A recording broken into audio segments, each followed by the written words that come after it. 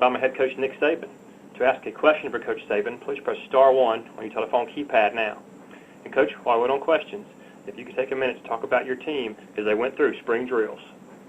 Well, I think the big focus for our team in the spring was to, try to get a lot of our players that had opportunities created by graduation and some good players leaving the program and the team because of graduation, that we wanted to focus on improvement with those players and sort of enhance their development so that they could make a contribution to our team in a positive way. And I was pleased with the progress that we made, not necessarily satisfied.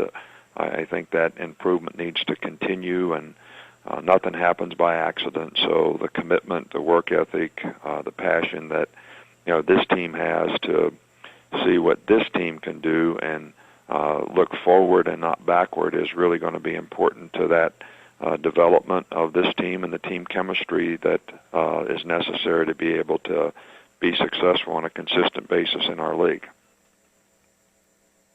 Coach, your first question is going to come from Doug Seegers of the Birmingham News. Morning, Coach. Morning, Doug. A lot of BCS plus one proposals on the table on campus, during the bowls, after the bowls. Having been through it, do you have a preference?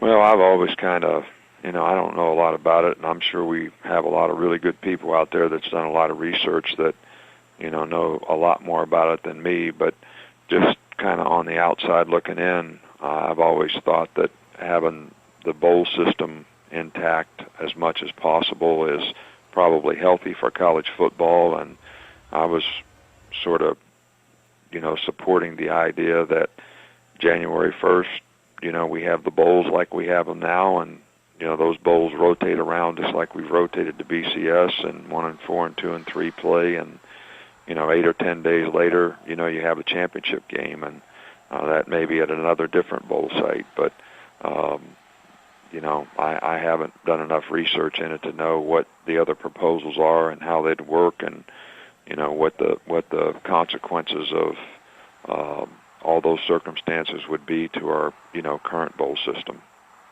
The Big Ten and Pac-12 discussed on-campus first-round games. Have you given that much thought?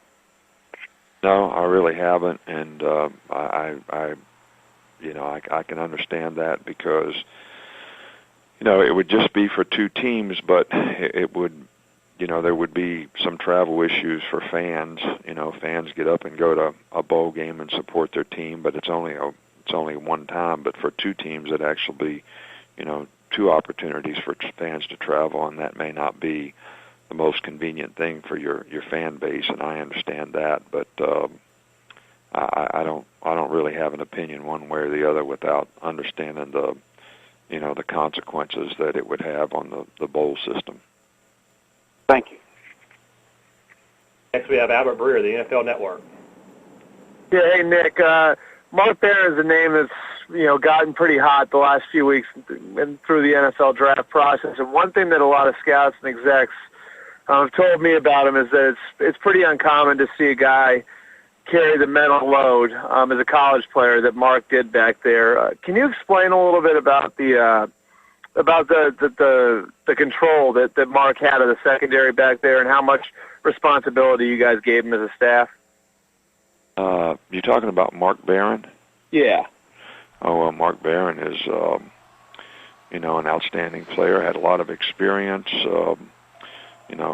very good tackler, tough, good run support guy, great range in the back end, also has some man-to-man cover ability and has a lot of diversity as a player in terms of being a safety, being a nickel linebacker, do whatever you need to do with him on third down.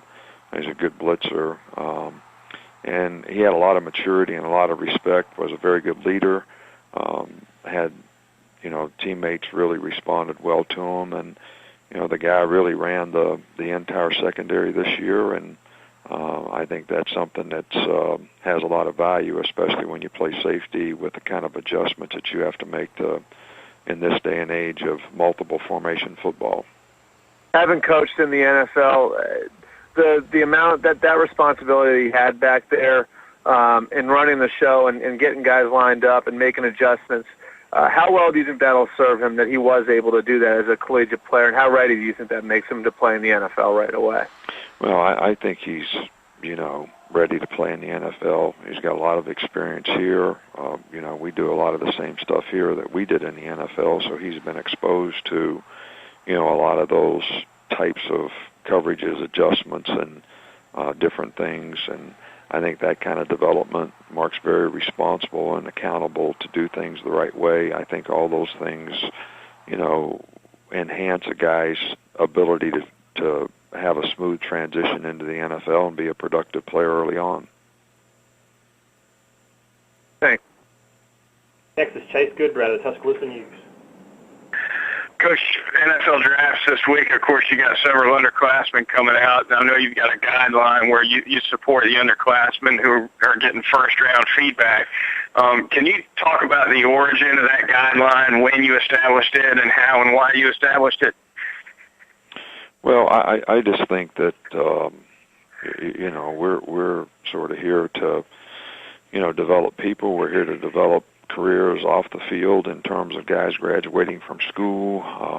And I think that, we're here to try to help guys develop careers as football players. And I think that all those things are equally important. I think that someday somebody's going to tell every football player that you can't play anymore, and I think we have a responsibility and obligation to sort of enhance the foresight of the players that we have to look beyond football so that they prepare themselves for their life, down the road as well. And from a business perspective, financially, guys that get drafted in the first round, they get paid quite a bit of money.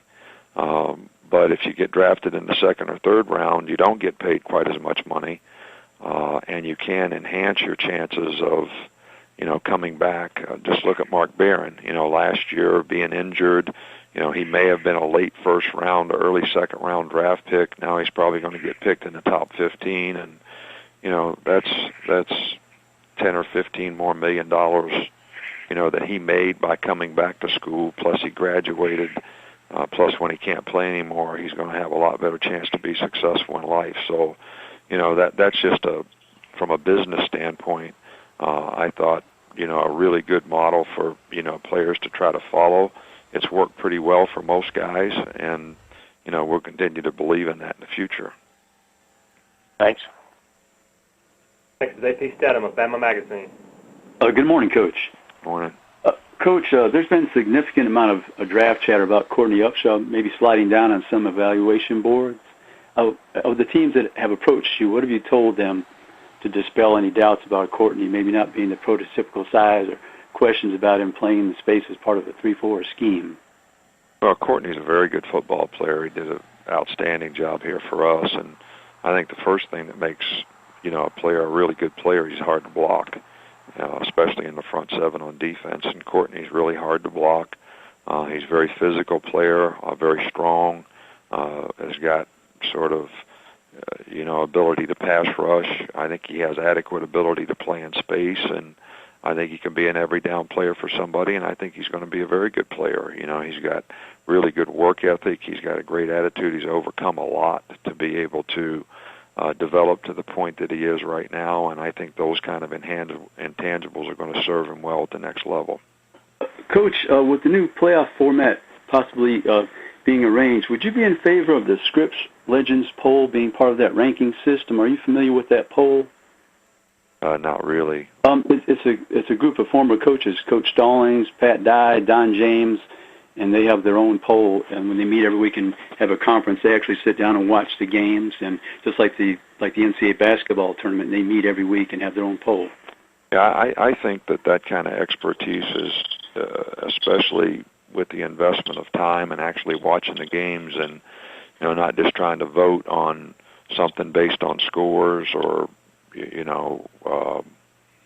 I think would be welcome. I think the coaches that you mentioned are very well respected and have great ability to evaluate good teams, and have a tremendous amount of honesty, integrity, and have set a good example for our game for a long time. So I would welcome that. Thank you, Coach. Next is Chip Howard of KZNE Radio.